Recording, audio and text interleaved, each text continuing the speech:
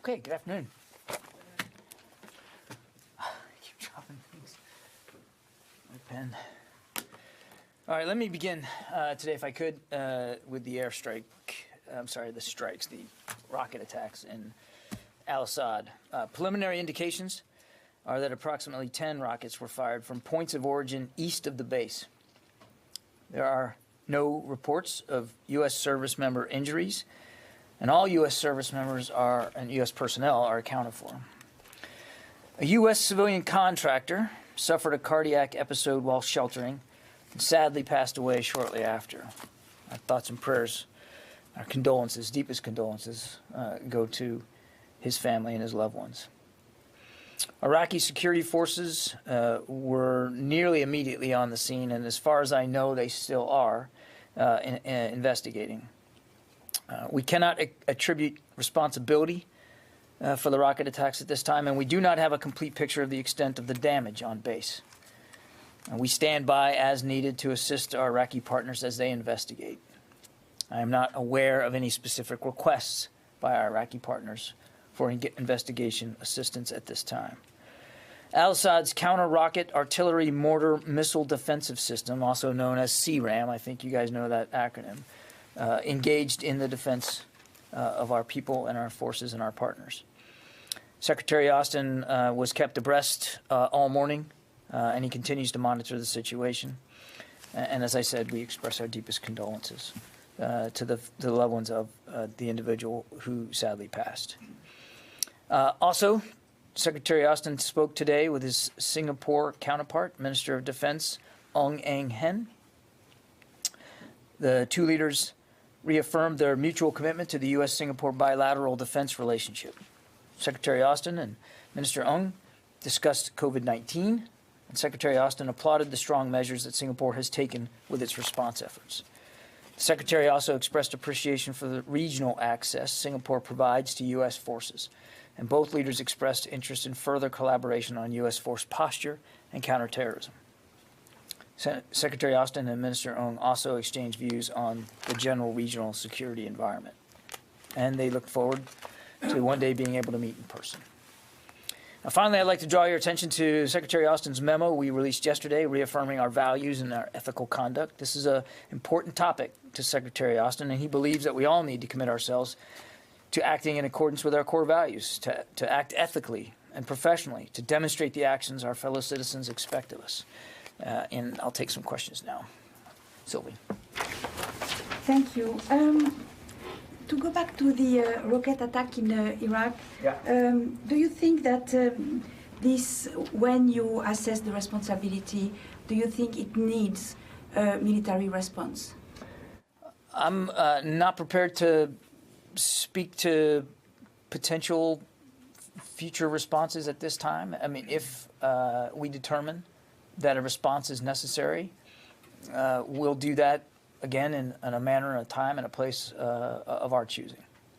But when you say that the contractor died from a heart attack, you seem to imply that it's not linked to the attack.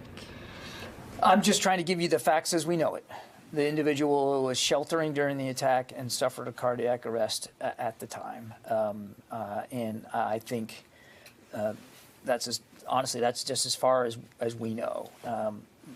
Let's do this the right way. Let's let our Iraqi partners investigate this, see what they learn. And then if a response is warranted, I think we have shown clearly that we won't shy away from that. But we're just not there yet, Sylvie. Thank you. Great. Nick Schifrin. Hey, John, thanks. Can I do one on extremism and one on the January 6th response? So on the January 6th responses, I'm sure there was a lot of focus on what senators call a 3-hour delay between the time that the Army Secretary got his first call to the first request for DC National Guard and the actual approval from the acting Secretary of Defense on the new mission for the National Guard. And one of the explanations for that is that there was a reticence to have the military so prominent because of lessons learned in June. So my specific question is, do you think that the lessons learned from June and Lafayette Square and the Black Lives Matter protests in retrospect made the military too reticent and handcuffed General Walker too much? And then I'll ask an extremism after that.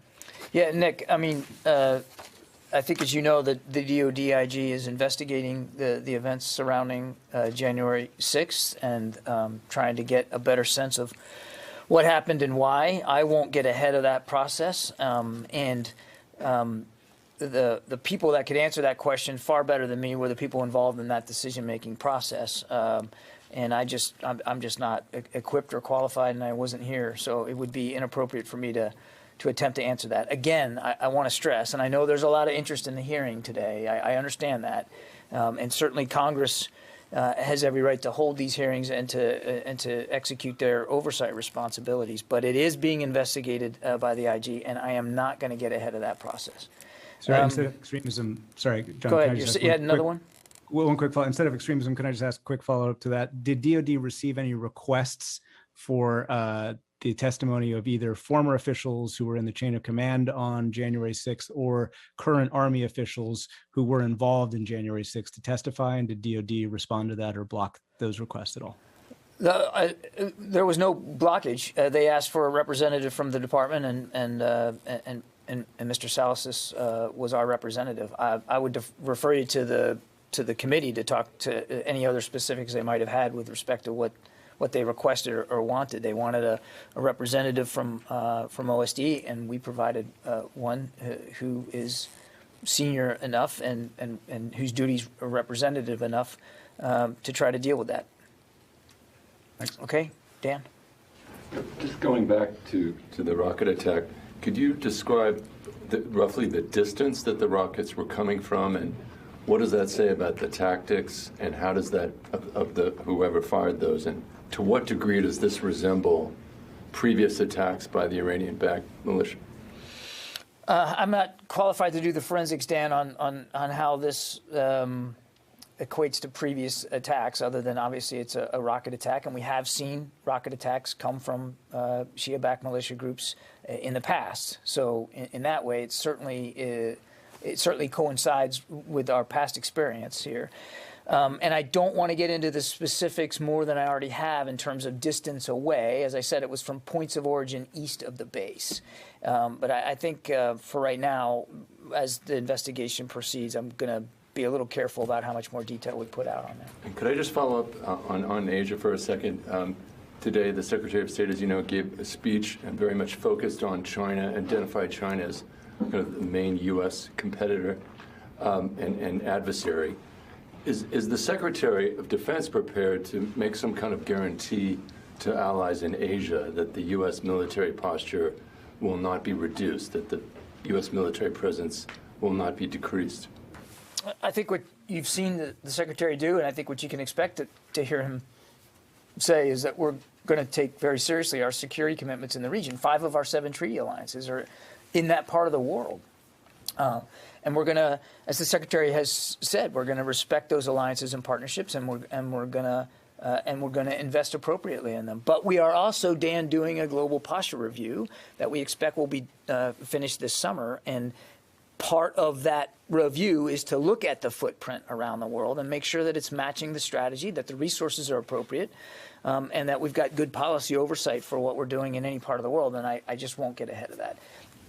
But again, he has and he will continue to make clear we take our alliances and partnerships very seriously, and our security commitments around the world. That's not going to change about the United States.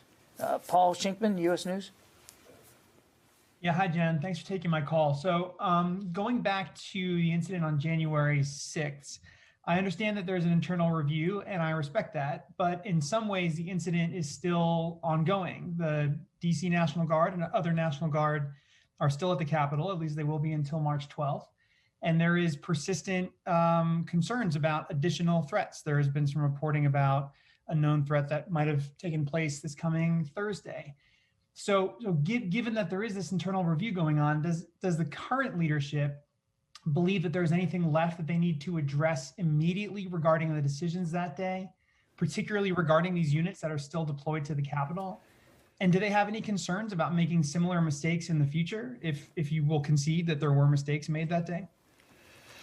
Well, there's a lot there. I mean, let's just try to break it apart here, Paul. I mean, the mission of the Guard on Capitol Hill now is different than it was that day. Yes, they're still there, but they're fundamentally contributing to supporting a local and federal law enforcement and Capitol Police and District of Columbia request for their support. So we are very much a supporting element to existing security that is being provided on Capitol Hill. And as I said yesterday, that mission continues under its current form until the 12th of March.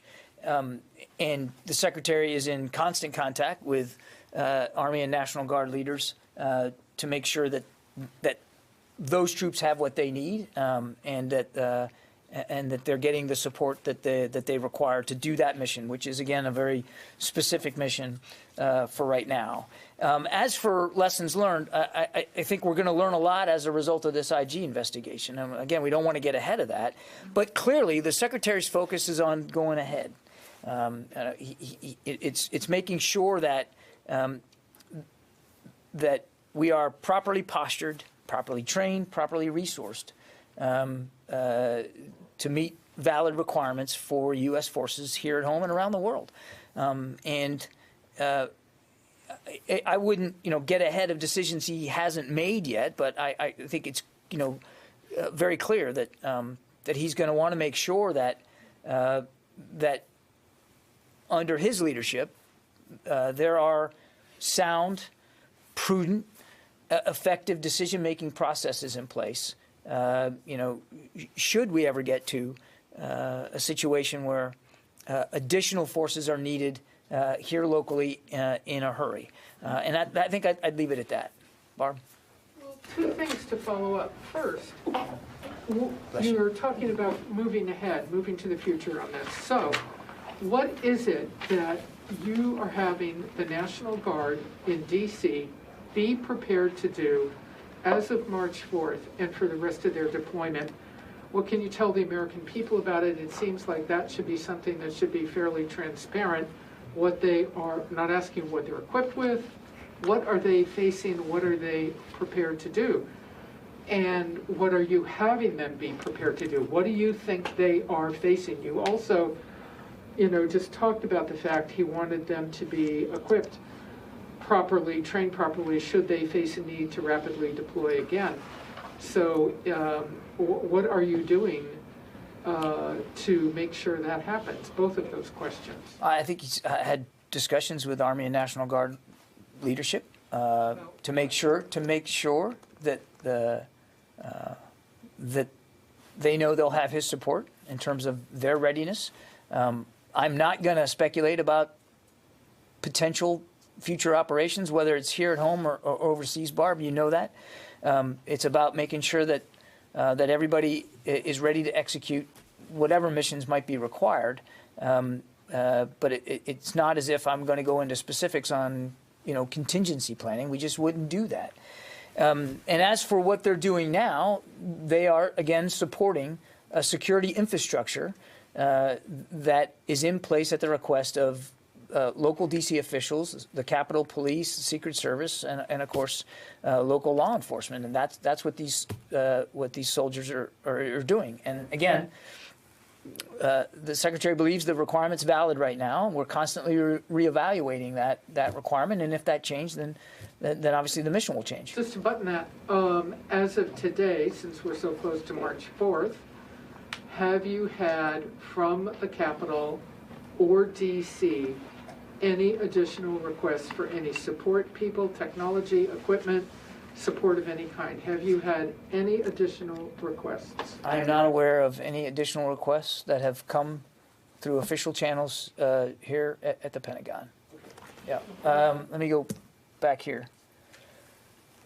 Jared from Al Monitor.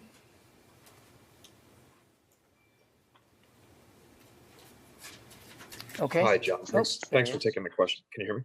I gotcha. Hi, I was wondering if U.S. and coalition forces in Iraq are making any special security preparations with the Iraqi security forces ahead of Pope Francis's visit later this week. I would just, as you know, we don't talk about specific force protection measures, but I can't speak for the Iraqi security forces, but our commanders in the field always have it within their right and responsibility to take the security precautions they believe is necessary, for any myriad of contingencies, and I wouldn't get ahead of that. Okay, sure, go ahead. Thank you, John. As you know, yesterday was big attack again in Jalalabad, Nangarhar in Afghanistan, and 3 Afghan journalists has been killed in the TV station.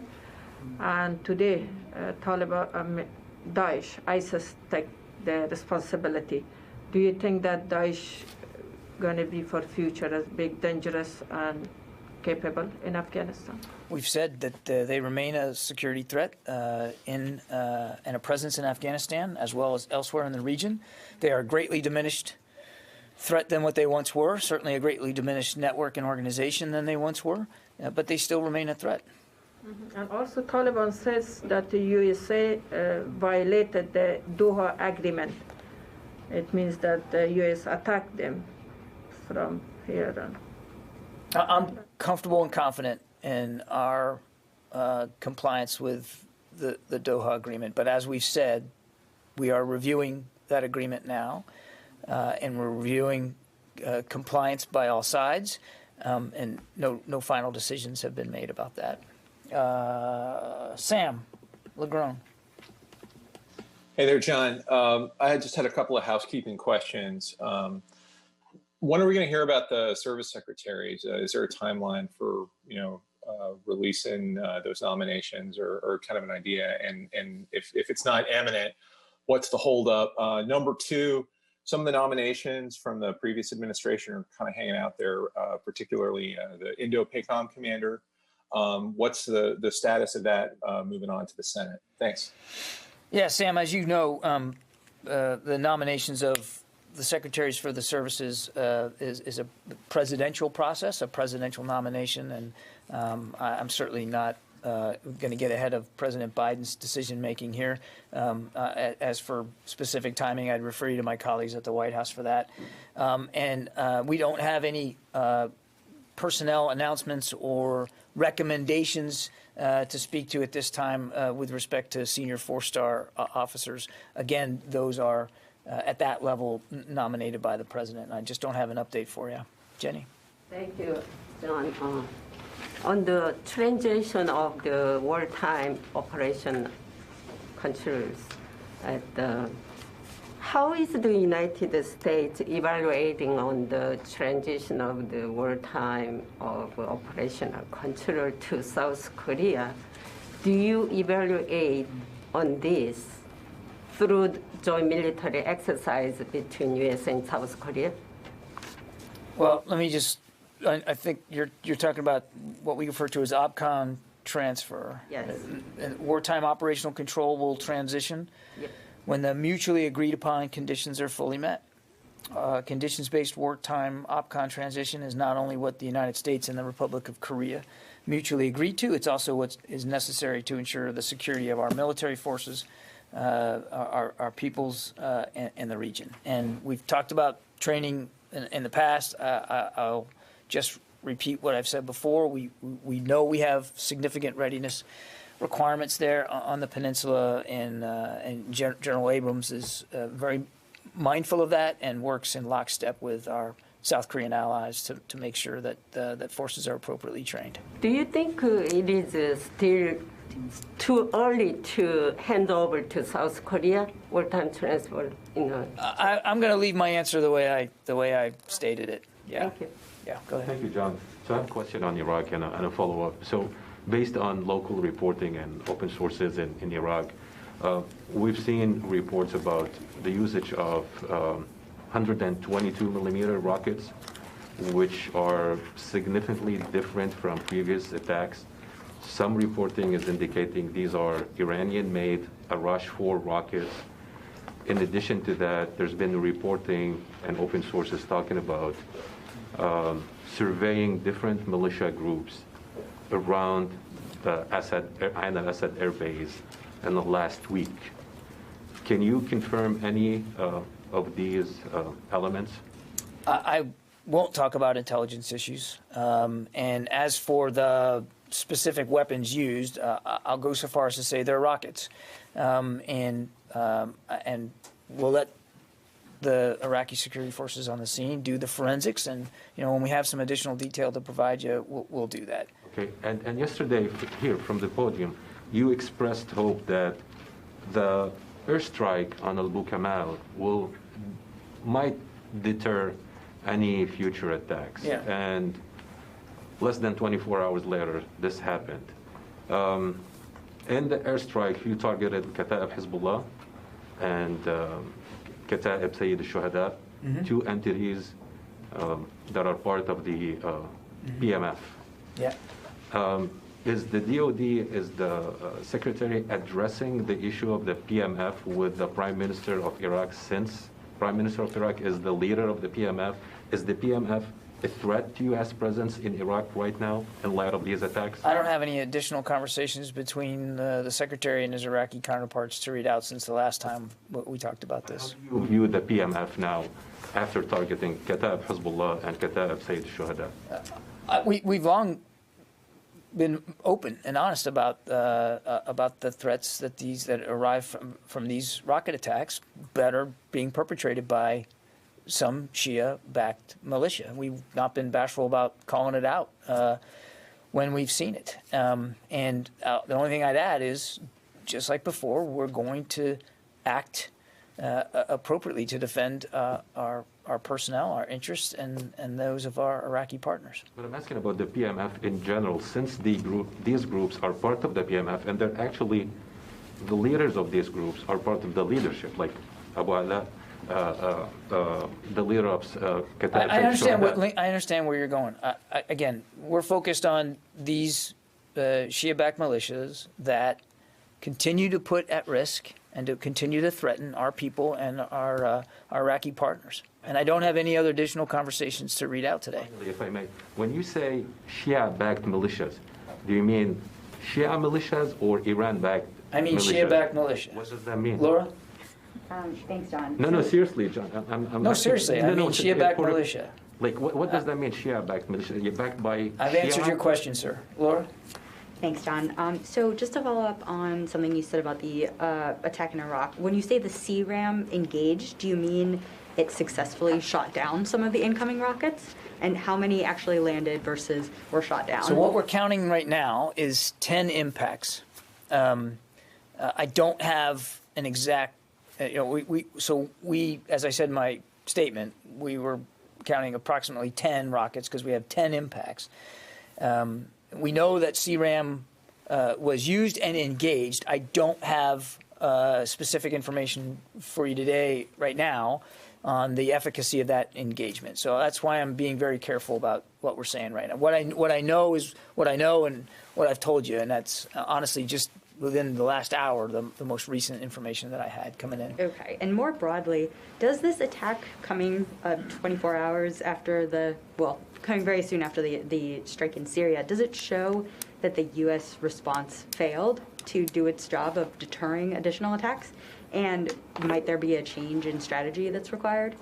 Certainly, this is a troubling development and not what anybody wanted to see. No question about it. But we're going to let the investigation go. We're going to see where that takes us. And if there is a need to further respond, we will do that, as I said, in a manner of our own choosing. David? John, does the Pentagon consider whoever fired those rockets responsible for the death of that contractor? I don't know that a determination like that has been made. As I said, he was sheltering when he suffered a cardiac arrest, and I don't know that we're at a position right now to make that specific determination. Okay, Abraham? Yes, thank you, John. if it's ultimately determined that Iran, again, backed these militias that were responsible for the attack today, are Iranian Revolutionary Guard assets elsewhere in the region off limits for retaliation? What was the first word in your question? If. Great hypothetical, Abraham. I'm not going to engage in that right fine. now. Let me rephrase that question then, please. Are Iranian Revolutionary Guard assets off I'm the not table going to get ever? ahead of decisions that haven't been made yet. Let's let the investigation conclude. We went through this before. Let's let the investigation conclude. I cannot speak to attribution at this time. I'm certainly not going to presuppose anything specific in the future with respect to operations or to speculate about what a response might or might not look like. Okay? Thank you. Yeah. John, just on the Shia-backed militias, I mean, previously, U.S. officials would say Iran-backed militias. Shia is a sect. It's a large group of people. When you say Shia-backed, what do you really mean? I was confused. I've been using that phrase pretty much since I've been up here, and we know that, and I've said this, that that some of these Shia-backed militias have Shia base have Iranian backing. Yeah, okay. So because that was my question. And then the other thing, like currently we see that the Saudi Arabia attack was also meant to a base where U.S. forces were located. So we see that sporadic, persistent, and Iran-backed attacks on U.S. Bases and U.S. forces in the Middle East. At the same time, we have a bill at the Congress asking for the taking back the AUMF 2002 and 1991. So how will if this legislation passed the Congress, how will the U.S. Conduct its operations throughout the Middle East without this authorization? I won't get ahead of the Congress or what they're doing in terms of the AUMF, and I won't get into a lawyerly conclusion here. If you're talking about the response, like from last week, as I said, legal justification clearly existed under Article 2 of the Constitution. The President's role as Commander-in-Chief, and Article 51 of the UN Charter, which allows for nations for self-defense. And as the Congress debates and discusses the authorization to use military force, they'll find a willing partner in that discussion here at the Defense Department. Yeah.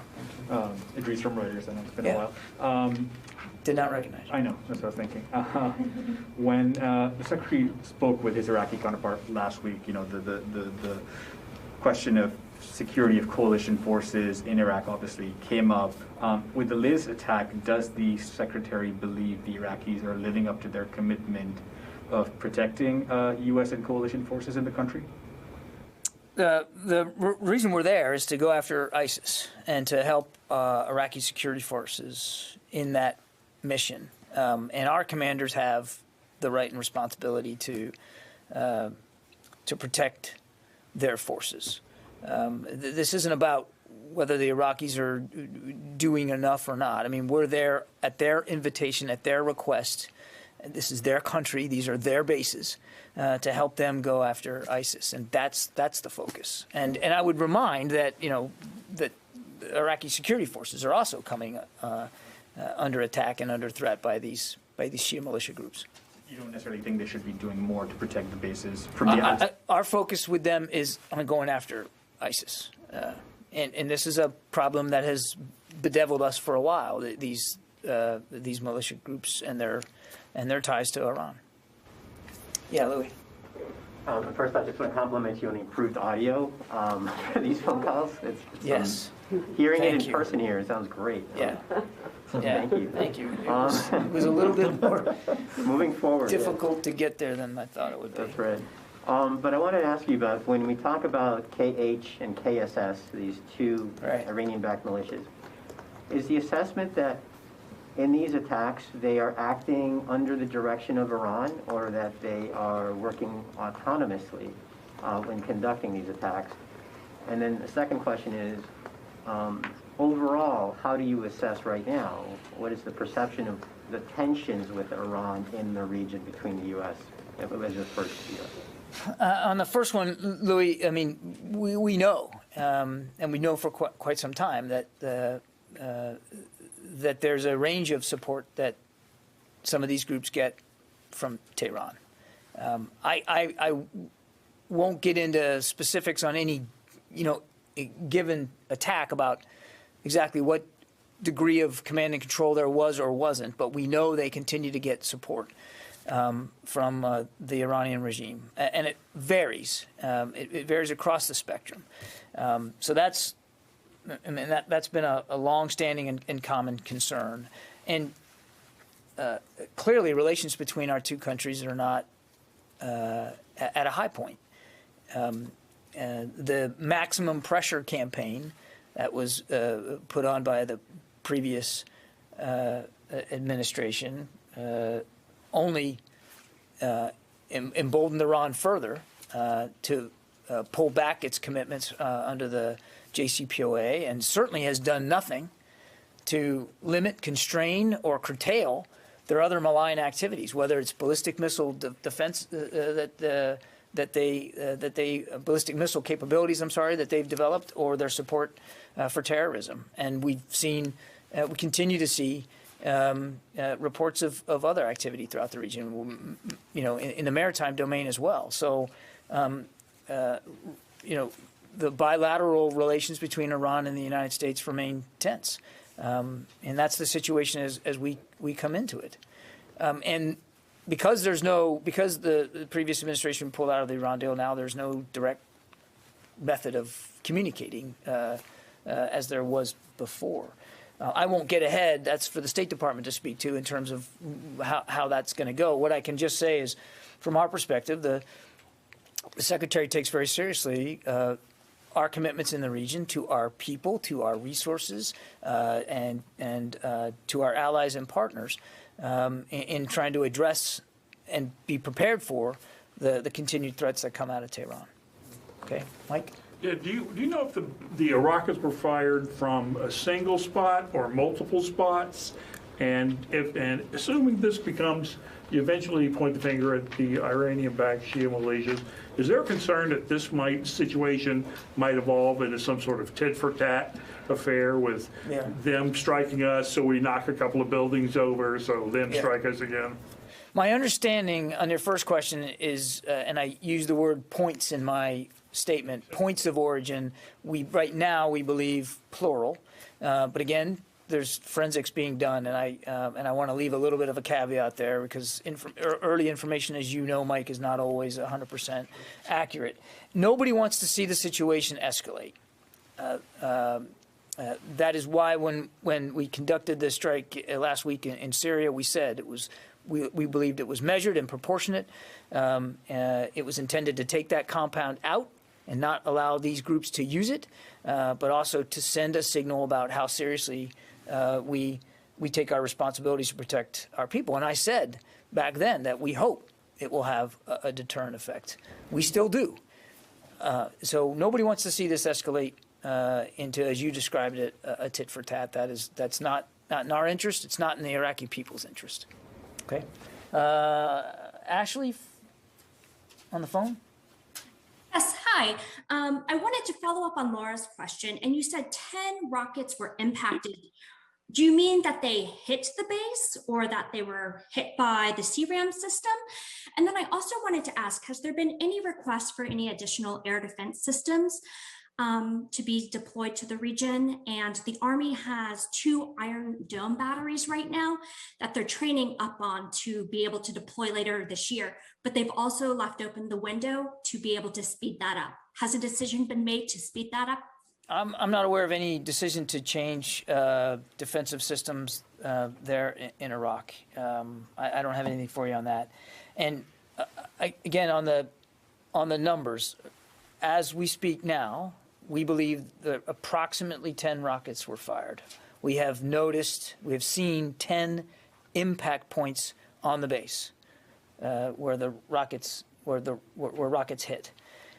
The forensics are still going on, so that's what I know right now. And as I said to Laura's question, we know that CRAM engaged. I don't have a measure of effectiveness of that engagement right now. I suspect as time goes on, we'll know a little bit more. Okay? Yeah, Gordon. John, thanks. Just a quick one on that is, do you have any sense of how long it will take for the Iraqis to determine attribution, and how important is that in determining if there is a response and when there might be a response? Clearly, we want to get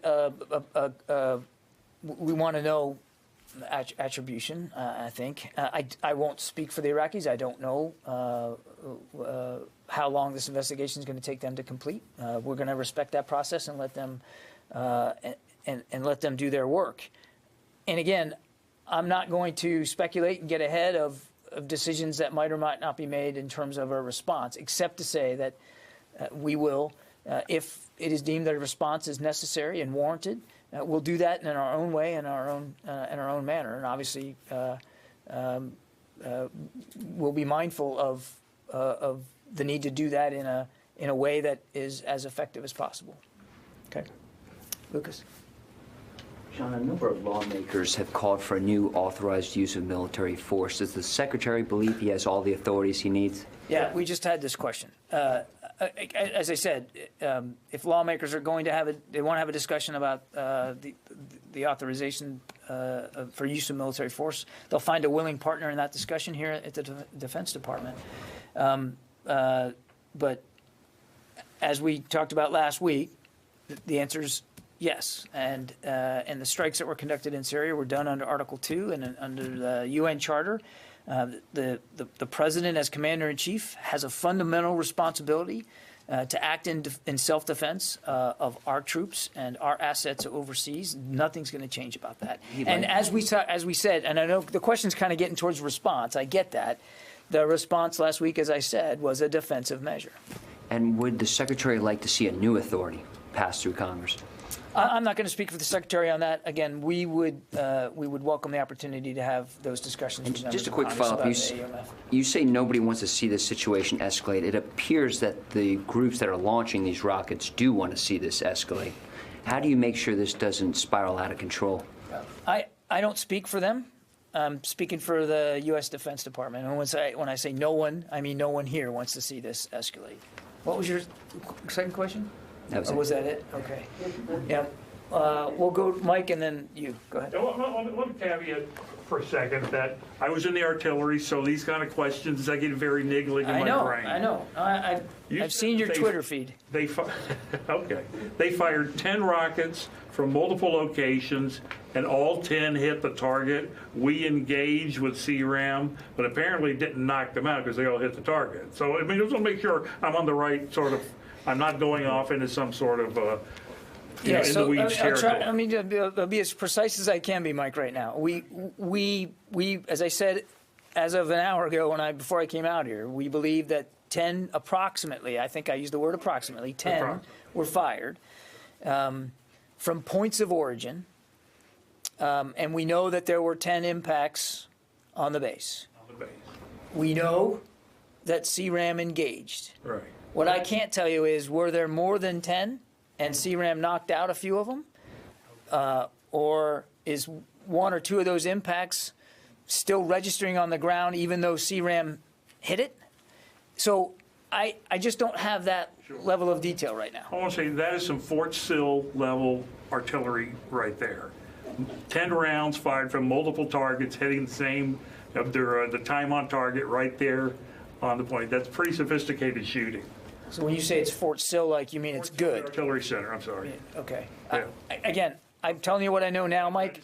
I'm telling you what I know now. And you guys know just as well as I do that initial reports don't always pan out to be the true over time. No, it's not. It's a fair question. I'm just being as honest with you as I can right now. Yes, sir. Go ahead.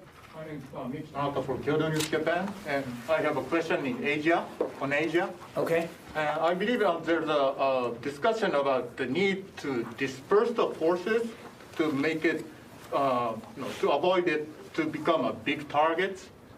So is this idea also implemented in the global posture review? Dispersion of forces? The location? I think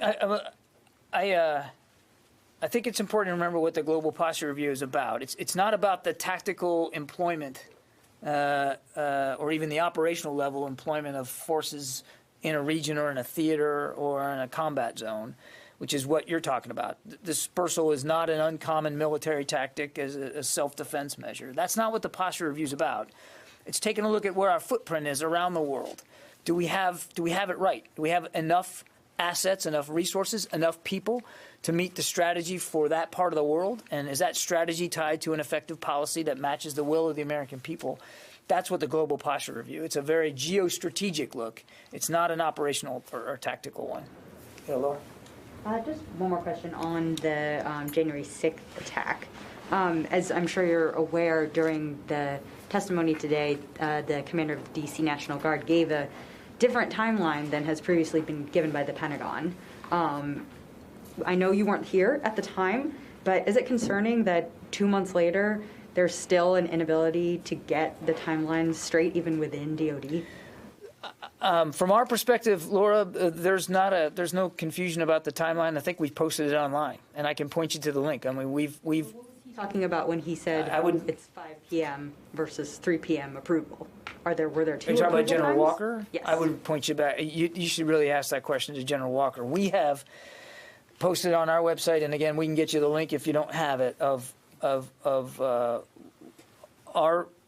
our record of the timeline and the decision-making process. That's all on the web, and that was done before I got here. And we're very comfortable with that timeline as expressed publicly that we put out there. And again, I'd point you to General Walker to speak to his understanding of that day. Barb? But nonetheless, General Walker repeatedly publicly talked about the 3-hour delay in getting the D.C. National Guard out there, which was the responsibility of DoD decision makers that day. Presuming that the D.C. National Guard commander is precise and knows exactly what he's talking about, can you say now that such a delay would never happen again? Is the department current? That question implies, Barb, that we agree with the idea that the word delay, and I don't know that that's the case. We have, as I said, been very honest posting what the timeline was from the view of this building, and that's online. But your question supposes that there's common agreement that there was in fact a delay, and I think you heard Mr. Salas's talk to the decision-making process pretty openly and honestly in terms of the seriousness with which it was done and the sobriety with which those decisions were considered. And I don't know anything about. I mean, I shouldn't say that. You should never talk after you say something like "I don't know anything about." But from where I sat as a private citizen, it seemed to me like those National Guardsmen went from not being tasked at all to being on the streets in fairly quick fashion. I mean, these are men and women who have lives, jobs, homes, and it seemed to me like they got there pretty quickly. So the real question then is, regardless of the investigation, since Secretary Austin got here, he's certainly been made aware of the facts of January 6th and what this building did or did not do. Has Secretary Austin ordered or asked for any developments, changes, procedures, memos, authorizations, whatever you want to say, to ensure that, not hypothetical, simply to ensure that authorizing the D.C. National Guard is a subject that moves as fast as possible? Has he done anything to put his stamp on making sure the D.C. National Guard can get out there as fast as it's needed? Without any desire, without any desire by him to get ahead of the IG investigation that's going on into that day, he certainly has had conversations with the Army leadership and with National Guard leadership, and he's comfortable and confident that they will execute a sound and prudent decision-making process if and when or should there ever be a need to repeat the kinds of events. And goodness knows nobody wants that to happen again. But he's confident and comfortable in their ability to lead a decision-making process that will properly meet requirements for security if it happens, if it's needed again. January 6th, he has, I just want to make sure I understand, he hasn't seen anything from the conversations he's had with people. He hasn't seen anything that he thinks at the moment needs to be changed. He's confident in the process and the decision-making process as it exists here, or has he seen something and has he changed it? Well, again, I just go back to say he has had conversations with the leadership, and he's comfortable and confident that they know what they need to do to execute a decision-making process that is prudent and sound and as effective as it can be inside the time and space limits. Okay, I'll leave it at that. All right, thanks, everybody.